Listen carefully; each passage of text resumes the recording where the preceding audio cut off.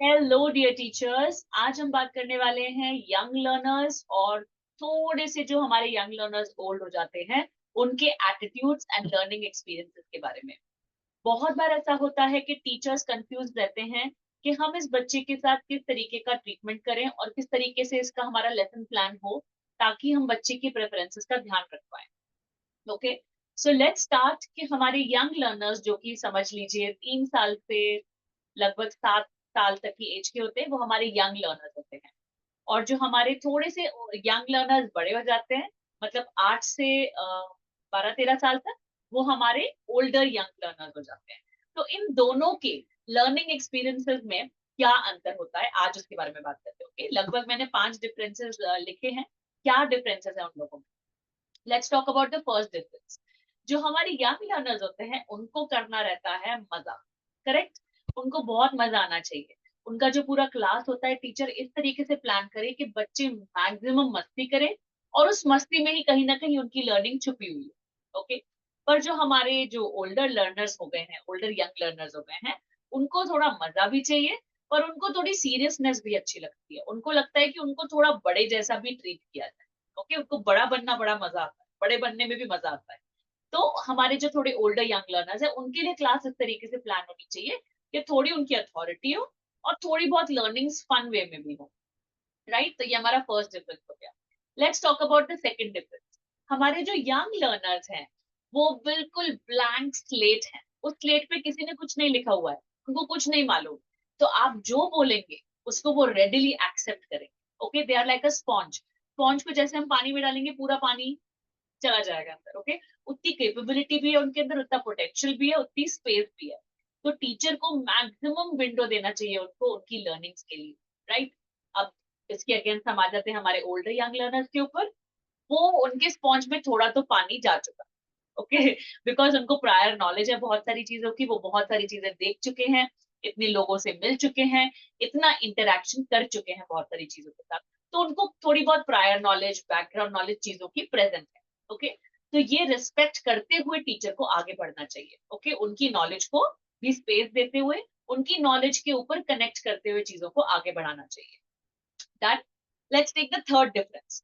हमारा जो third difference है वो ये है कि जो यंग लर्नर्स होते हैं वो बिल्कुल मस्त मौला, उनको गलती करने में बिल्कुल भी डर नहीं लगता। And that's what we want in the classroom, कि कोई भी बच्चा हाथ उठाने के पहले, बोलने के पहले डरे नहीं कि मैं गलत हो जाऊंगा।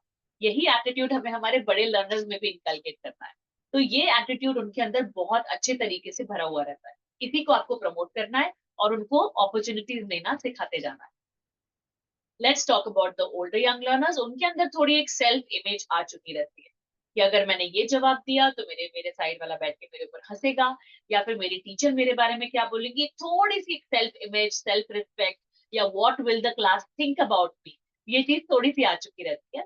तो जब हम क्लास के अंदर हम इंस्ट्रक्शंस देते हैं या हम उन ओल्डर यंग लर्नर्स से क्वेश्चन पूछते हैं, तो हमें इस चीज का ध्यान रखना है कि उनकी सेल्फ इमेज को ठेस ना पहुंचे, और वो करते हुए हमें आगे बढ़ना है। हमें कॉन्फिडेंस भी देना है उनको कि आप, जवाब कैसा भी हो पर जवाब देना जरूरी है, गलत और सही हम बाद में चेक करेंगे। राइट, तो ये हम ध्यान रखते हुए आगे बढ़े क्लास के अंदर, या हमारे लेसन प्लान उस तरीके से करें। Right, three differences. Then let's talk about the next one. हमारे यंग लर्नर्स को फैंटेसी वर्ल्ड में जाना बहुत अच्छा लगता है। उनको मजा आ जाएगा कि अगर हम उन्हें चॉकलेट फैक्ट्री के अंदर ले जाएं, उन्हें मजा आ जाएगा कि अगर हम उन्हें बोलें कि हमारा जो ये एलिफेंट है ये हमें घुमाने ले जाएगा और ये चॉकलेट का बना हुआ है, हम उसको चॉकलेट खा सकते हैं। उनको ये सारी चीजें बहुत अच्छी लगती हैं। तो इस तरीके की स्टोरीज का हम चॉइस कर सकते हैं, इस तरीके के रेफरेंसेस हम उन्हें दे सकते हैं। Okay, let's talk about the older young learners. हमारे जो ओल्डर यंग लर्नर्स है वो बड़े हो चुके हैं, उन्हें पता है कि सांता क्लॉज नहीं होता, उनको पता है कि फेरीज नहीं होती। ओके, तो हमें वो चीजों की रिस्पेक्ट करते हुए आगे बढ़ना है। हमारे लेसन उस तरीके से प्लान किए हुए हो जो उन्हें ना लगे कि अरे ये तो बहुत छोटे बच्चे का आपने मुझे बता दिया, ऐसा नहीं होना चाहिए। तो उस तरीके की स्टोरीज का आप चॉइस करें, उस तरीके के कॉन्सेप्ट आप उनको उस तरीके की रिगरस भाषा में भी अवेलेबल कराएं। Okay, let's take the last one. The last one is, क्योंकि हमारे यंग लर्नर्स छोटे हैं, उनका अटेंशन स्पैन की कम है, उनको ज्यादा मूवमेंट पसंद है, उनको हिलते डुलते रहना अच्छा लगता है, और वो ज्यादा समय तक एक जगह पे नहीं बैठ सकते। नाउ इन चीजों का ध्यान में रख के आप अपने लेसन्स को प्लान करें। एक 40 मिनट के लेसन में हर 7-8 मिनट्स में उनके हैंड मूवमेंट्स होने चाहिए, उनको इधर उधर देखना चाहिए 20 फीट अवे, उनको गेट अप करके अपने पार्टनर से कुछ इंटरेक्शंस करने चाहिए, या पूरे 45 मिनट की क्लास में एक 5 मिनट का सेक्शन ऐसा होना चाहिए जहां पे वो अपनी जगह से उठ रहे हैं और मूव कर रहे हैं, अगर आपका क्लासरूम अलाउ करता है। ये सारी चीजें आपको हेल्प करेंगी क्लास में मेमोरी रिटेंशन को बढ़ाने के लिए। ओके, तो मेमोरी भी इन बच्चों की थोड़ी सी कम होती है, वो ज्यादा देर तक रिमेम्बर नहीं कर सकते।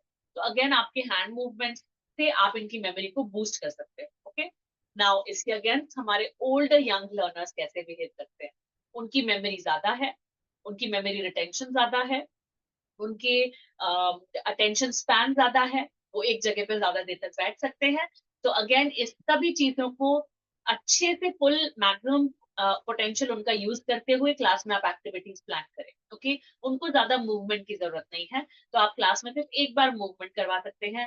ब्रेन जिम एक्सरसाइजेस से अपनी क्लास को शुरू कर सकते हैं, और इस तरीके की एक्टिविटीज जो कि बहुत मूवमेंट वाली हो या डांस वाली हो या गानों वाली हो, वो थोड़ी सी आप कम कर सकते हैं हमारे ओल्डर यंग लर्नर्स के साथ, क्योंकि अब उनको इतने मूवमेंट की जरूरत नहीं।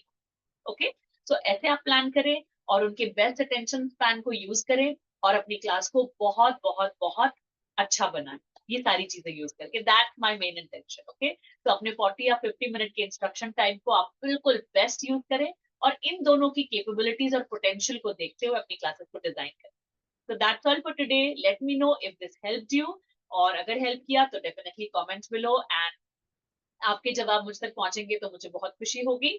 Waiting for all of you to write down something in the comment below. What was the best difference which you would like to use inside your classroom now? That's all for today. Bye bye and take care.